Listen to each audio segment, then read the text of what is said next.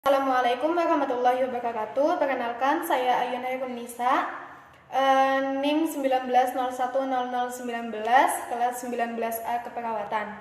Di sini saya akan menjelaskan tentang sistem pernafasan pada manusia dan juga sistem pencernaan pada manusia. Respirasi adalah suatu proses mulai dari pengambilan oksigen, pengeluaran karbonhidrat, hingga penggunaan energi di dalam tubuh. Manusia dalam bernafas menghirup oksigen dalam udara bebas dan membuang karbon dioksida ke lingkungan. Respirasi dapat dibedakan menjadi dua jenis, yaitu respirasi luar yang merupakan pertukaran antara oksigen dan karbon dioksida antara darah dan udara. Respirasi dalam merupakan pertukaran oksigen dan karbon dioksida dari aliran darah ke sel-sel tubuh. Nah, dalam pengambilan nafas ke dalam tubuh dan membuang nafas ke udara dilakukan dengan dua cara pernafasan, yaitu pernafasan dada, yang mana otot antara tulang rusuk luar berkontraksi atau mengerut, tulang rusuk terangkat ke atas,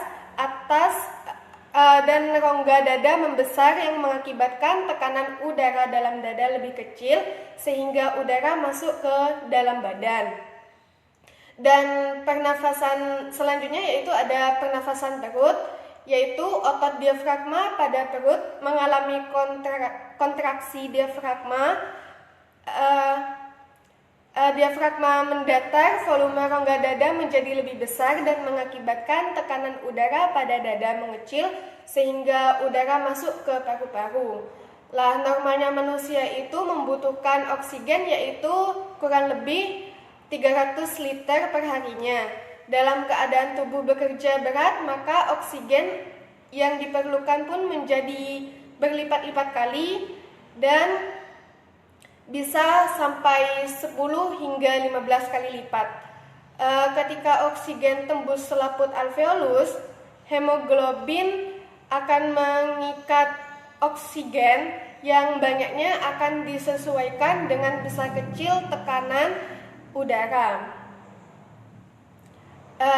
Selanjutnya pada pembuluh darah arteri, tekanan oksigen dapat mencapai 100 mmHg dengan 19 cc oksigen, sedangkan pada pembuluh darah vena tekanannya hanya 40 ml air raksa.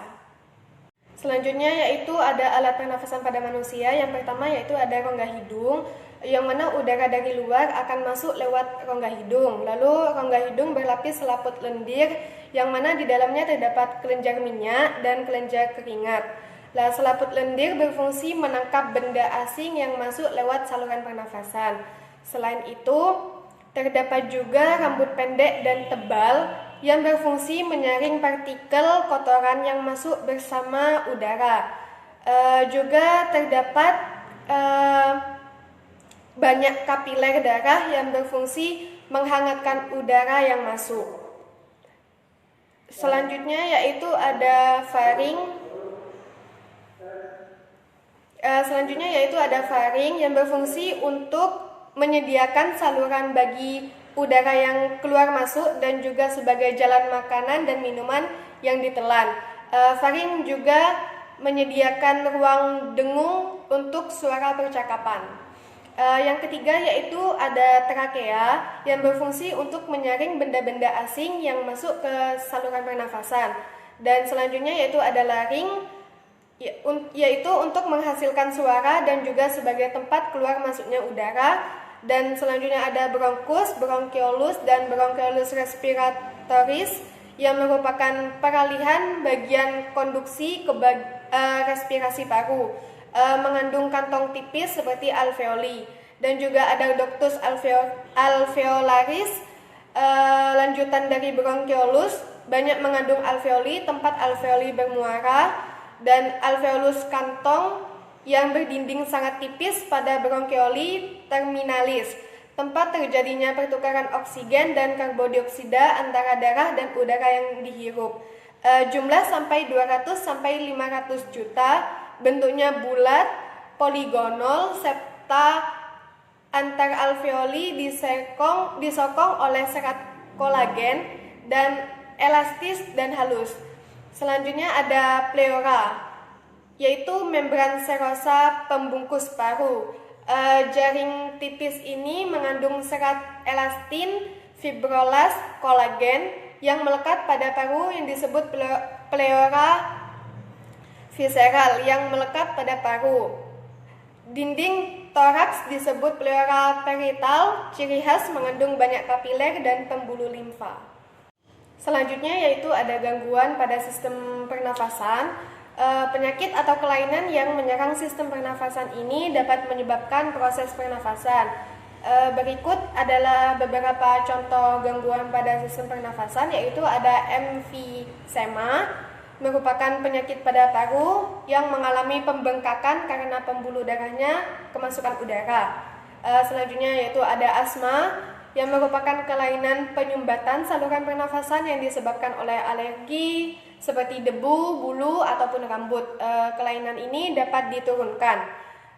Kelainan ini juga dapat kambuh di suhu yang lingkungannya berbeda-beda, tergantung pada penderita. Selanjutnya itu tuberkulosa, yang merupakan penyakit paru-paru yang disebabkan oleh Mycobacterium tuberculosis. Bakteri tersebut menimbulkan bintil-bintil pada dinding alveolus. Jika penyakit ini menyerang dan dibiarkan semakin luas, dapat menyebabkan sel-sel paru itu mati. Akibatnya paru akan kuncup atau mengecil. Hal tersebut menyebabkan para penderita TBC nafasnya sering terengah-engah. Selanjutnya yaitu ada influenza atau flu, merupakan penyakit yang disebabkan oleh virus influenza. Penyakit ini timbul dengan gejala seperti bersin, demam, dan pilek. Lalu ada kanker paru juga, yang merupakan salah satu paling bahaya. Sel-sel kanker pada paru-paru terus tumbuh tidak terkendali. Penyakit ini kelamaan dapat menyerang seluruh tubuh. Selain satu pemicu kanker paru-paru adalah kebiasaan merokok, dan dapat memicu terjadinya kanker paru-paru dan kerusakan paru-paru juga. Saya akan membahas tentang sistem pencernaan. Sistem pencernaan merupakan suatu proses yang melibatkan organ-organ pencernaan dan kelenjar-kelenjar pencernaan. Antara proses dan organ serta kelenjar merupakan suatu sistem pencernaan.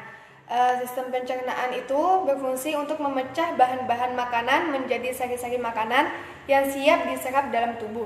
Adapun proses pencernaan itu meliputi ingesti atau pemasukan makanan ke dalam tubuh melalui mulut, lalu mastikasi atau proses mengunyah makanan oleh gigi, lalu deglutisi, proses menelan makanan ke kerongkongan, lalu digesti, merupakan makanan menjadi molekul yang lebih sederhana dengan bantuan enzim terdapat di lambung, dan absorpsi, proses penyerapan terjadi di usus halus, dan defekasi, pengeluaran sisa makanan yang sudah tidak berguna untuk tubuh melalui anus. Organ-organ yang membentuk saluran pencernaan itu terdiri dari satu, mulut. Dicerna secara mekanis dan kimiawi. Di dalam mulut terdapat beberapa alat yang berperan dalam proses pencernaan, yaitu gigi, lidah, dan kelenjar ludah. Selanjutnya yaitu faring, merupakan penghubung rongga mulut dengan kerongkongan. Selanjutnya yaitu kerongkongan atau esofagus, saluran panjang kurang lebih 25 cm yang tipis sebagai jalan bolus dari mulut menuju ke lambung, dan fungsi dari kerongkongan ini sebagai jalan bolus dari mulut menuju lambung. Bagian dalam kerongkongan senantiasa basah oleh cairan yang dihasilkan oleh kelenjar-kelenjar yang terdapat pada dinding kerongkongan untuk menjaga agar bolus menjadi basah dan licin. Keadaan ini akan mempermudah bolus bergerak melalui kerongkongan menuju ke lambung. Bergeraknya bolus dari mulut ke lambung melalui kerongkongan yang disebabkan oleh adanya gerak peristaltik pada otot dinding kerongkongan. Lalu selanjutnya yaitu lambung, yang merupakan organ yang terletak di bawah rusuk terakhir sebelah kiri, yang panjangnya 20 cm, diameternya 15 cm, dan pH lambung 1 sampai 3,5. Untuk asam lambung memiliki beberapa fungsi, yaitu mengaktifkan beberapa enzim yang terdapat dalam getah lambung, misalnya pepsinogen diubah menjadi pepsin. Enzim ini aktif memecah protein dalam bolus menjadi proteosa dan pepton yang mempunyai ukuran molekul lebih kecil.